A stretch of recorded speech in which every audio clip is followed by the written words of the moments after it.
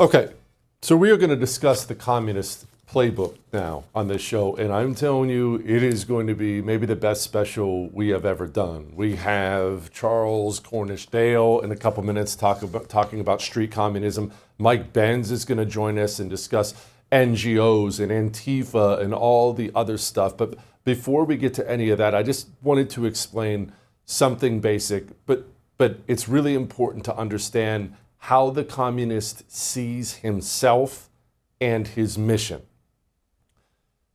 When the communist revolution first took hold in Russia, which obviously became the Soviet Union when they won, the czars were in power, kings. Look, they're Russians. They just call themselves czars. A monarchy that had lasted for a very, very long time. And the people were out of power. Certainly the communists didn't have any power at all. Now, how do you take down a monarchy?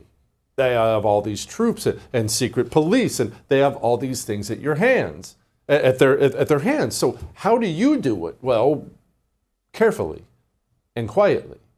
You can't march your troops down the street right away to take on their troops because you will simply be smashed. You don't have the hard power necessary to take down all those troops. So you have to infiltrate. Your revolution involves infiltrating.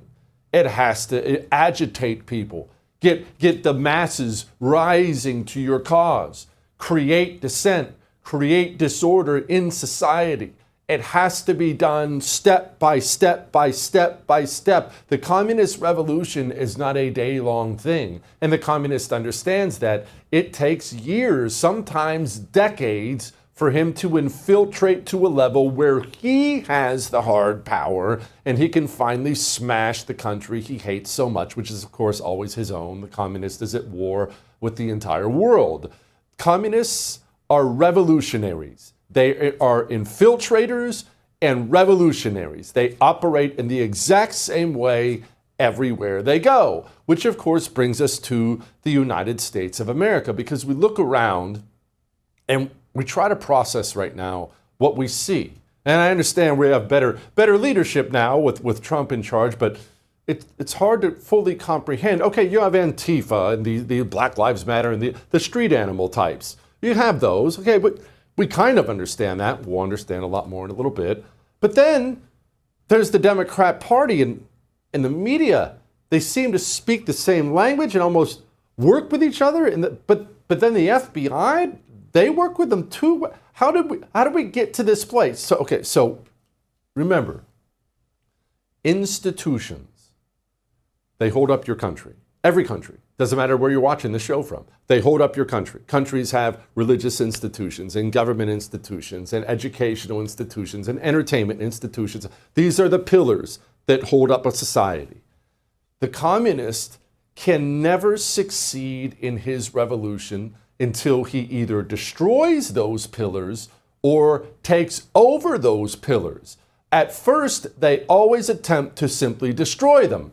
That almost always fails. You want a great example of this? The Weather Underground in the 1970s, very violent communist group, nail bombs, killing people, so on and so forth. What happened? Our law enforcement institutions, our government institutions, which had not been conquered yet, simply reached down and smashed all these things out of existence. Like that, they were gone.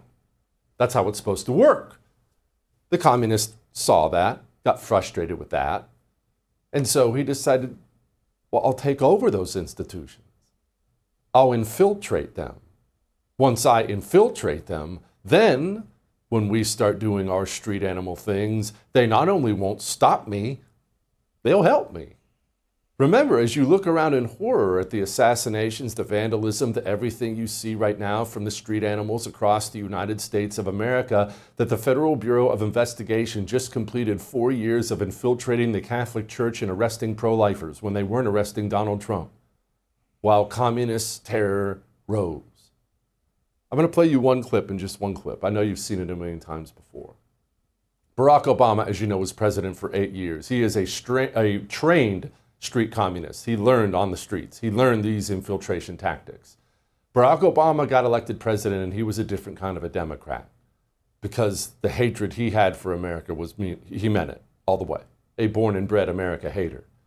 And he discarded the traditional people you should put into power in government. And he went and grabbed the most vile Maoists he could find, and he put them in positions of power to complete this infiltration. This video is a video of Barack Obama's pastor. He grew up in the pews. Barack Obama, of course, tried to walk away from him later on, but this mentality isn't just in Barack Obama's church. It's in your FBI. It's in CNN. It's in our institutions. When it came to treating the citizens of African descent fairly, America failed. She put them in chains. The government put them on slave quarters, put them on auction blocks, put them in cotton fields, put them in inferior schools, and then wants us to sing God Bless America? No, no, no. Not God Bless America. God America, that's in the Bible, for killing innocent people. God America, for treating her citizens as less than human. God America, as long as she tries to act like she is God and she is supreme. That disgusting, demonic mentality is everywhere in our institutions now because they marched. Now, we have to march them out.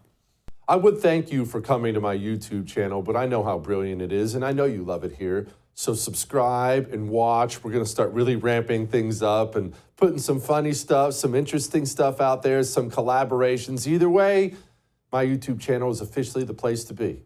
So stick around.